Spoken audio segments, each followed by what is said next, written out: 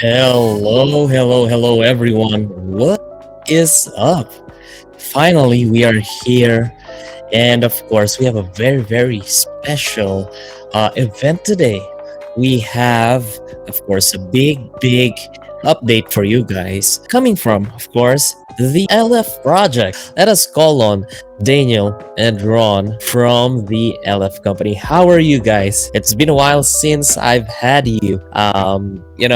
Last time. So yeah, welcome to the show once again. Yeah, listen, good to be back. Listen, thank you. Looking forward to it as always, all right? But thanks for having us again. Excellent. Awesome. I guess people are Thank you. excited to get those updates from you guys. So let's get this show on the road. So, what have you guys been up to lately? Yeah, of course. Look, I think when we met for the first time, we spoke about our plans, and the plans for the future for everybody in LF World, and of course, Dan primarily heading up all the tech team. That's what we've been involved in. Busy, just trying to make sure that we fulfill all our promises to everybody. Beautiful. So yeah, like I mentioned, I've got some questions prepared for you guys. So let's start with the first one. What are the new plans of LF World, and what can we expect from these plans? It's been quite a while. I'm so excited. Kindly, please go on. All right. Well, again, while we're waiting for Dan to sort his internet out, as I just said, we've always putting lots of plans together. But really, we've got a big launch coming up on April 15th, our VerdTube launch. We've got a new game environment for all the players. And really, we've also been doing the development release for our third game. So everything's in the mix there. And of course, on our third game, the limited characters can be sold in the marketplace. So a whole host of new things happening for LF World. All right. And despite all of the internet issues that we're having now, things are on track. All right. So there's gonna be a couple of launches I see, and VerdTube is coming pretty soon. So yeah, let me just give you a follow-up question regarding that. What would be the possible changes? What are the things we're looking at in relation to the LF world itself? The stream seems a little slow, which is good for the token. Remember, everything we do as a group now making the game stronger, the community stronger, and the token stronger. So what we're going to be doing at the end of the month is converting all fees to BNB. So everybody will pay their transaction in BNB, and then we will apply that BNB to liquidity pool and automatic pack of tokens. So in the past, you paid your F, and then you would get those LF.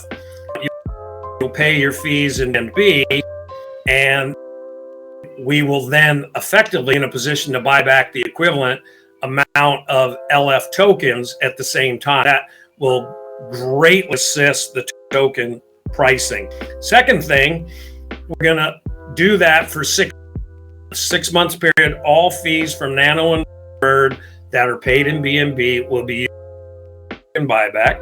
And one is all sales fees. Remember, on April, we're going to open up our purchases of the VerdTube.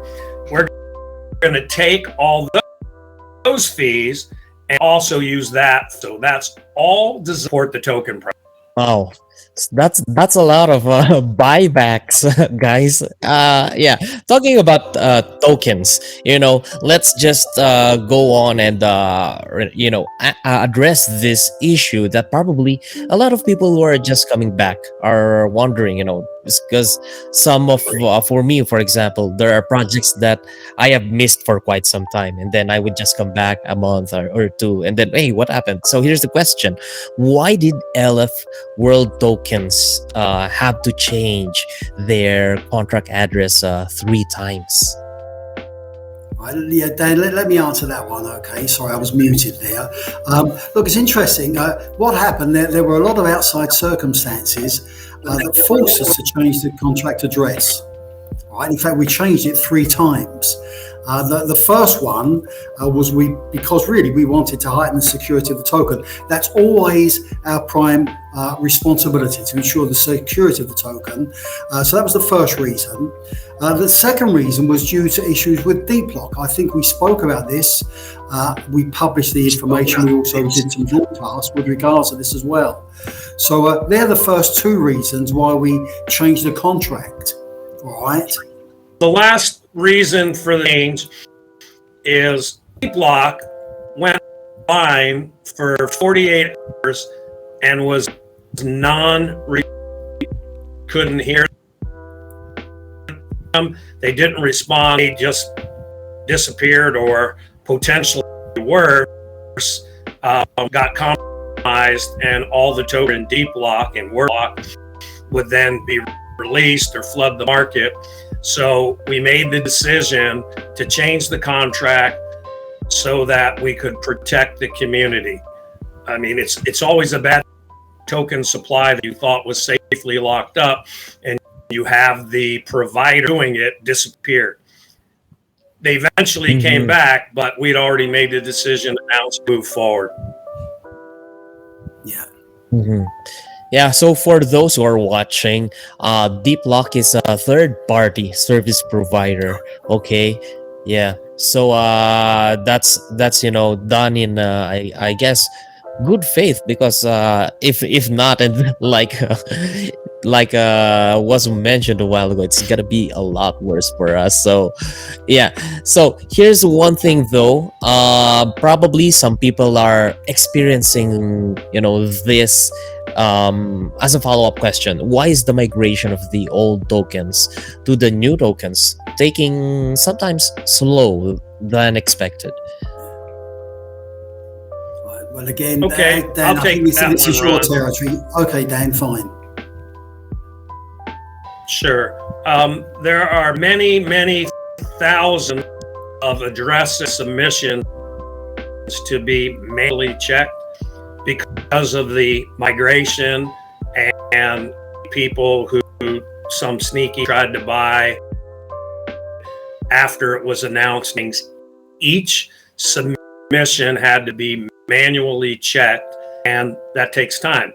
We don't have access to unlimited resources, and we are quickly going through every single claim, and we've been releasing the tokens to many people every single day. So if you haven't received your tokens, just be a little bit patient. You will get your tokens. I agree. Sorry. You there, Ron? Yeah. The prime thing is to keep ELEF moving forward. Dan, can I answer this one briefly? Is that all right? I'm going to say yes. Yep, I'm going to say that Dan said yes. All right. Look, one of the major updates this April is to migrate all the transaction fees from ELEF to BNB, and that will certainly help with the token value. And of course, this is in addition to the 1 million token burning that's happening every week for the next 3 months.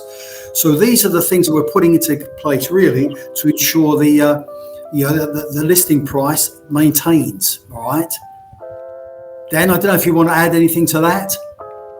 I'll take that Okay, one. Dan. All right. Ron gets the high-level ones, anything detailed, since I work more directly with the dev team and everything. Okay, LF for cloning and fusion is doable. We are evaluating as to when implemented as part of the development work, because remember, we're releasing the second game, we're working the third game, we're implementing and the BNB for all of those important things.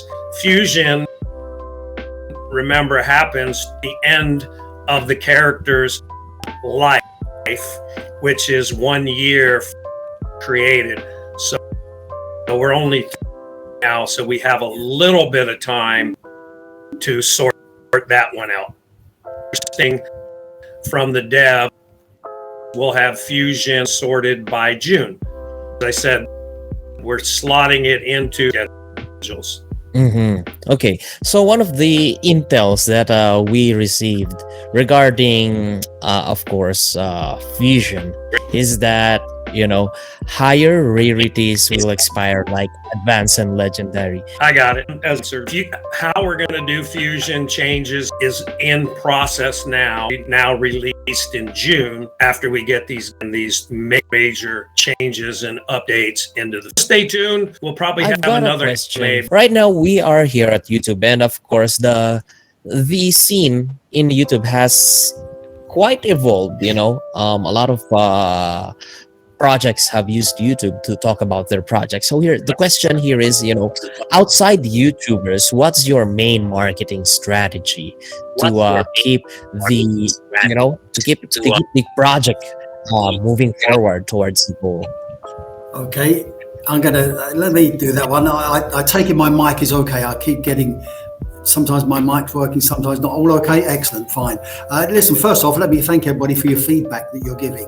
It's invaluable because that does lead into what we're talking about. Look, we're always looking into different channels aside from YouTubers, but look, the most powerful marketing strategy is word of mouth, okay?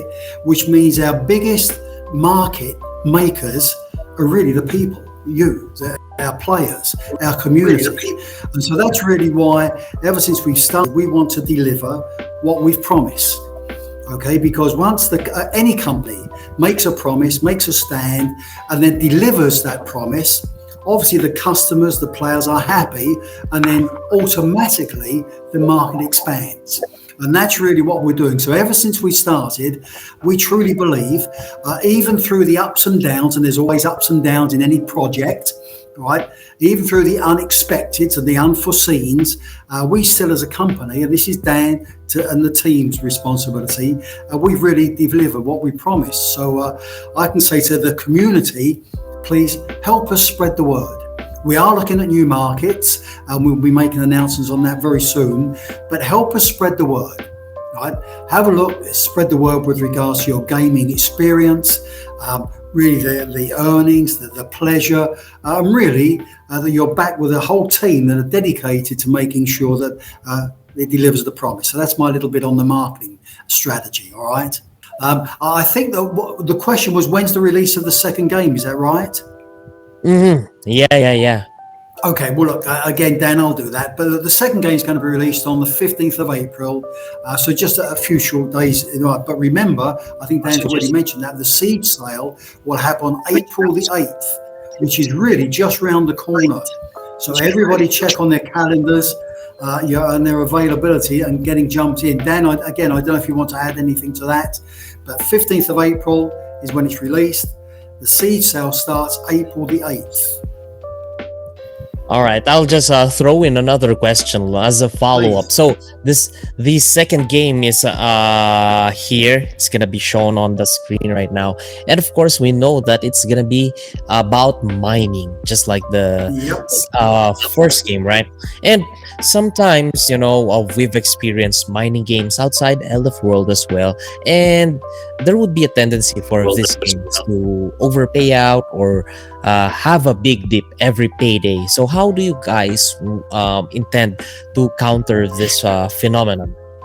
Dan, again, I'm going to bounce that to you, as that's. I think I'll take. Yep, fine. Sure. Okay, a couple of things. I talked about a little while ago. We're moving all transaction fees, and for the next 6 months, to one of those transaction fees that we collect in Nano and Verd, and use it to buy back tokens. So we will be buying back tokens every minute virtually of every that our players are awake. There's all around the world that is likely to be almost every minute of every day. And as we said, sales, all the money we get in ELEF from seed sales is going to be burned. Doing everything we can to reactively the supply in the market and create additional buying, since we are taking all the fees in and using them to buy back tokens.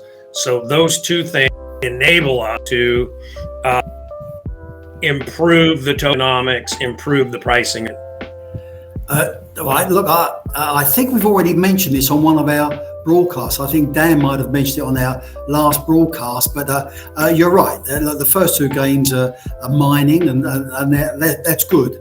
That's what set up ELEF. But the third game is not mining. The third game is P2P. Okay, it's an active game, all right? And it's interesting, P2P technology is being widely addressed by many of the giants in the industry, and so we're jumping on that bandwagon as well, all right? And the third game is the start of LF's World Metaverse. It's totally different, all right? It's P2P players. You'll be able to use your Nano and Verd characters in the same game. There's different numbers, different daily fights. Okay, not flights. Okay, that's when you've earned the money and then you want to go and visit the world. All right, the flights. Okay, but daily fights. And what's interesting, it's available on PC and Android. So that means everybody can play. I believe there's daily, weekly, and monthly and quarterly champions. So it's a whole new game. Dan, let me throw over to you to really contribute a little bit. And I think we've got a sneak preview as well. Dan's that excited? Yeah, we do have a sneak preview in a second. And let me add to the comment, it's our entry into the metaverse, and your nanotube characters can play or fight against the VerdTube characters. So it'll be fun. Everybody will have a chance. And one important point, there are 5,000 people get to play in the first month, while I guess you might call it beta, in the sense that we want to test out the load with players before we unleash. Yeah, I'm sharing, I hope. Yeah, share my screen.